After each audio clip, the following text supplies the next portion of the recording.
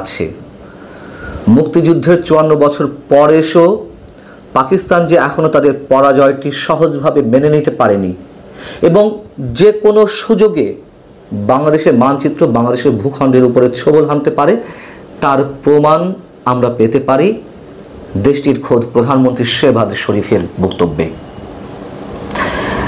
সাম্প্রতিক সময়ে ভারত পাকিস্তান যে উত্তেজনা, প্রাথমিক যুদ্ধ, ভারত যে সার্জিক্যাল স্ট্রাইক করলো পাকিস্তানের উপরে, পাকিস্তানে তার পাল্টা হামলা এবং এই প্রাথমিক যুদ্ধের যে বিভিন্ন ধরনের ক্ষয়ক্ষতি দেশে, তাতে বিভিন্ন গণমাধ্যমে এই বিষয়টি এরকম এসেছে যে ভারতের ক্ষয়ক্ষতি বেশি হয়েছে, সেদিক থেকে পাকিস্তানের বিজয় হয়েছে এবং এটি পাকিস্তান নিজেও দাবি করে।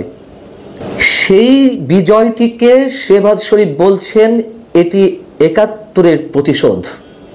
এ ধরনের একটি নিউজ যখন আমার চোখে পড়লো একটি অনলাইনে, আমি সত্যিই প্রথমে বিশ্বাস করতে পারছিলাম না যে মুক্তিযুদ্ধের 54 বছর পরে এসেও তারা ৭১-কে এইভাবে দেখছে। আমি ক্রস চেক করার চেষ্টা করলাম। খোদ পাকিস্তানের প্রধানতম গণমাধ্যম জিও নিউজের শিরোনাম এ সংক্রান্ত সংবাদের, সেটি হচ্ছে এরকম: We have avenged 1917 war, PM Shehbaz warns Modi against future aggression. কি ধরে নিতে পারি আমরা এতে? এই যুদ্ধে পাকিস্তান হারলো না ভারত হারলো আমাদের কিছু যায় আসে না। আমাদের উদ্বেগ থাকতেই পারে পার্শ্ববর্তী রাষ্ট্র হিসেবে, কিন্তু কারোর হারাতে আমাদের উল্লাসের কিছু নেই, কারোর পরাজয়ে আমাদের বেদনারও কিছু নেই।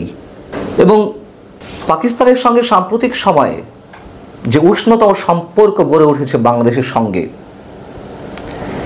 সেই উষ্ণতম সম্পর্কে আমরা আস্থা রাখবো কিভাবে? বুধবার পাকিস্তানের শিয়ালকোটের পাসরুর সেনানিবাসে পাকিস্তান যে হামলা চালিয়েছে সেটির নাম দিয়েছিল অপারেশন বুনিয়ানুম মারসুস। এই অপারেশনে অংশ নেওয়া সেনাদের সঙ্গে তিনি সাক্ষাৎ করতে যান এবং সেখানে তিনি বলেন এই অভিযান পাকিস্তানের জন্য একটি ঐতিহাসিক মুহূর্ত। কয়েক ঘন্টার মধ্যেই পাকিস্তানের সাহসী সেনারা ভারতের অপ্ররোচিত আগ্রাসনের দাঁত ভাঙা জবাব দিয়েছে।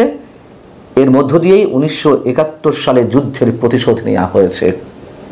যেহেতু আমাদের মুক্তিযুদ্ধে ভারত শেষ পর্যায়ে সহযোগিতা করেছিল এবং ভারত পাকিস্তান যতই তারা এটি নিজেদের মধ্যকার যুদ্ধ হিসেবে বর্ণনা করুক না কেন, এটা তো বাংলাদেশের মুক্তিযুদ্ধ এবং আমাদের মুক্তিযোদ্ধারা, আমাদের গেরিলা যোদ্ধারা 9 মাস, প্রায় 8.5 মাস যুদ্ধ করে পাকিস্তানের সেনাদের মনোবল তো ভেঙে দিয়েছিলেন, চারদিক থেকে ঘিরে ধরেছিলেন এবং শেষ মুহূর্তে ভারত সহযোগিতা করতে এসেছিল। একেবারে শেষ মুহূর্তে 3 ডিসেম্বর 71-এর তারা সেটি যেভাবেই দেখুক না কেন, পাকিস্তান বাংলাদেশকে হারিয়েছে, পূর্ব পাকিস্তানকে হারিয়েছে, এটি তাদের আজীবনের খেদ। শেহবাজ শরীফ কি বলছেন? ইতিহাস চিরকাল মনে রাখবে কিভাবে পাকিস্তানের রক্ষীরা ভারতের আগ্রাসন ঠেকিয়ে দিয়েছিল মাত্র কয়েক ঘন্টার মধ্যে। এটি তাদের মধ্যকার সাম্প্রতিক যুদ্ধের কথা বলছে। কিন্তু পরবর্তীতে তিনি কি বলছেন? তিনি বলছেন যে বিশ্ব জানে 1971 সালে কারা মুক্তি বাহিনীকে প্রশিক্ষণ দিয়েছিল। এখন তারাই বেলুচ লিবারেশন আর্মি ও তেহরিকে তালিবান পাকিস্তানের মতো গোষ্ঠীগুলোর পেছনে রয়েছে।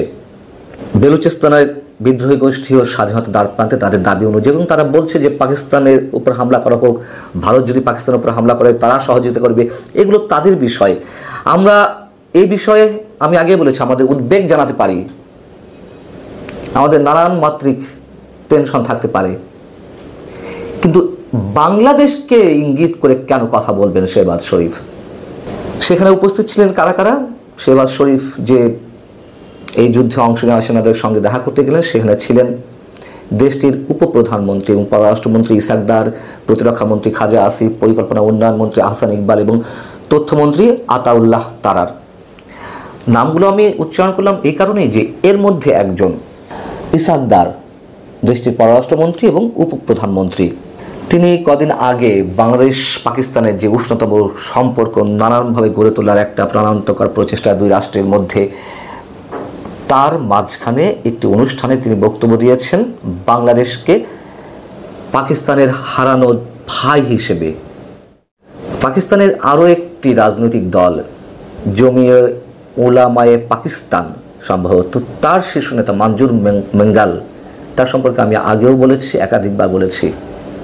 তিনি যে আপত্তিকর মন্তব্যটি করেছেন, বাংলাদেশ পাকিস্তানের অংশ হবে, বাংলাদেশ আবার পুরো পাকিস্তানের চেহারায় নয়, খোদ পাকিস্তানের মূল ভূখণ্ডের অংশ হবে, এইভাবে বক্তব্য দিয়েছেন।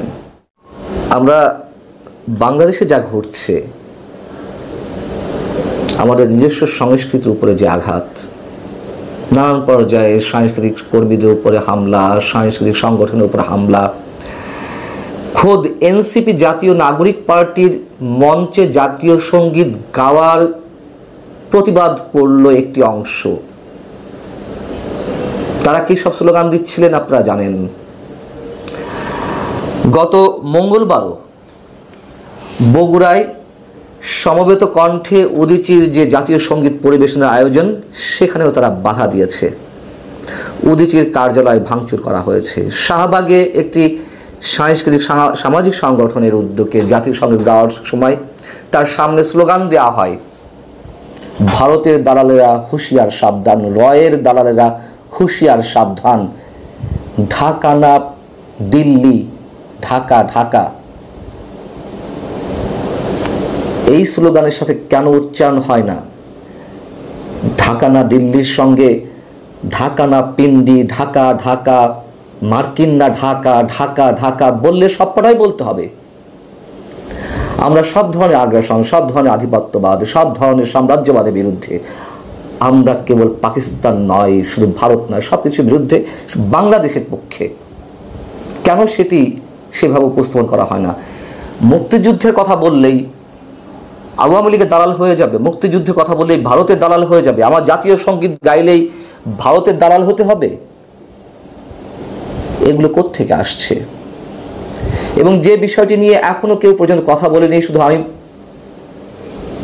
একাধিকবার বলেছি, এই বাংলাদেশে কেন মোহাম্মদ আলী জিন্নাহকে জাতির জনক ঘোষণার দাবি তোলা হয়, কোন দুঃসাহসে তোলা হয়? এগুলো কি সবই একই সূত্রে গাথা? আমি দেখলাম যে শেহবাজ শরীফ যে মন্তব্য করেছেন, সেটির প্রতিবাদ এখনো পর্যন্ত কোনো রাজনৈতিক দল করেনি।